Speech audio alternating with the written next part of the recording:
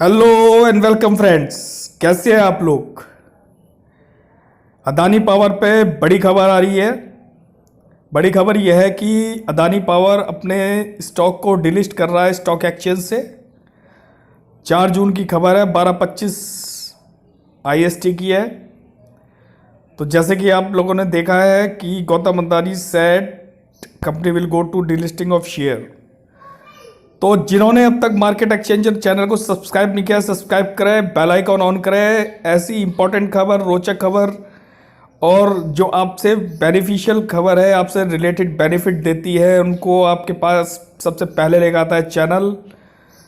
तो आइए जानते हैं कैसा प्रोसीजर है डिलिस्टिंग का। आपको पूरा प्रोसीजर समझाएंगे डिलिस्टिंग का।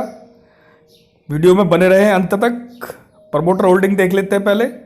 75% प्रमोटर की प्लस 32 तकरीबन 22% FIs के पास है। फाइनेंशियल इंस्टीट्यूशन के पास एक है, म्यूचुअल फंड के पास 0.92 है और रिटेल निवेशकों के पास 6% है। की हाईलाइट्स है, Adani Gautam said the company Adani power go delisting from the stock exchange. Stock exchange से डिलिस्ट हो रही है Adani power. Delisting process involve A number of steps. अब वो सारे स्टेप्स आपको बताए जाएंगे। On Monday, Adani Power shares surged 10% as Gautam Adani declared the plan of delisting his group power utility, Adani Power। अब समझते हैं प्रोसीजर क्या क्या होता है डिलिस्टिंग में।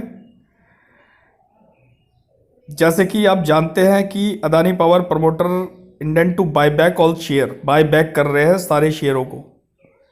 ठीक है। Delist its form of bourses. What is delisting of share. Delisting share क्या है। Share delisting removal of list stock exchange, यानी कि जो शेयर लिस्ट होता है स्टॉक एक्सचेंज में वो उसको डिलिस्ट कर दिया जाता है। कंपनी चलती रहती है बट उस पर ट्रेड नहीं होता है, कंपनी प्राइवेट हो जाती है। ठीक है फ्रेंड्स।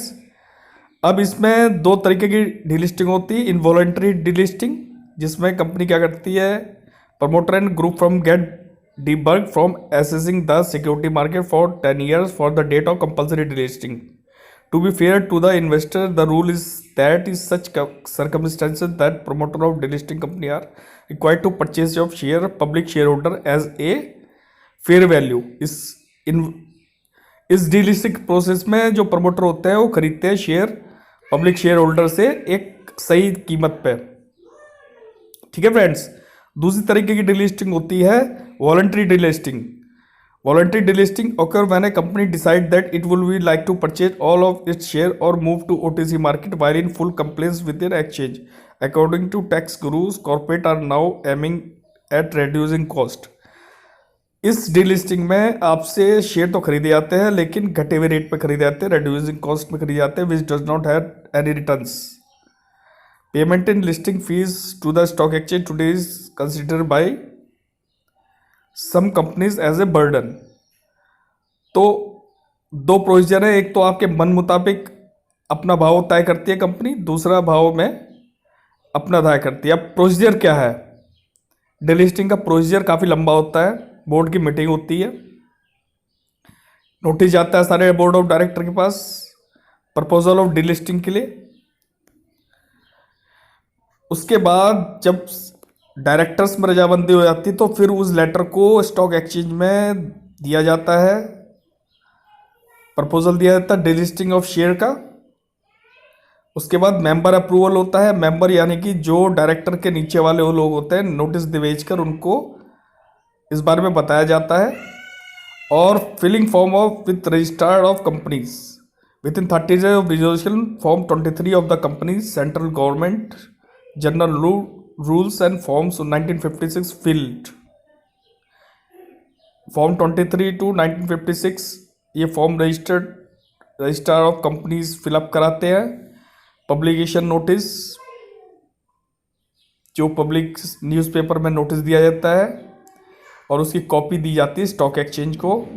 एग्जिट अपॉर्चुनिटी दी जाती है शेयर होल्डर को F regions holder of securities in the reason given exit opportunity promoter make arrangement to buy back of share.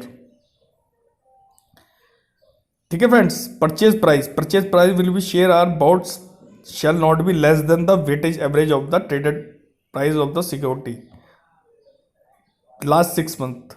तो ये एक प्रोसीजर है डिलिस्टिंग का।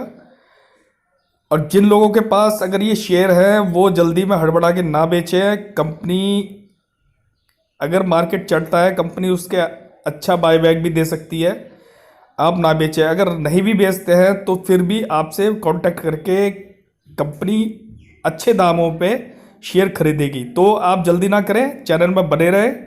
Good bye.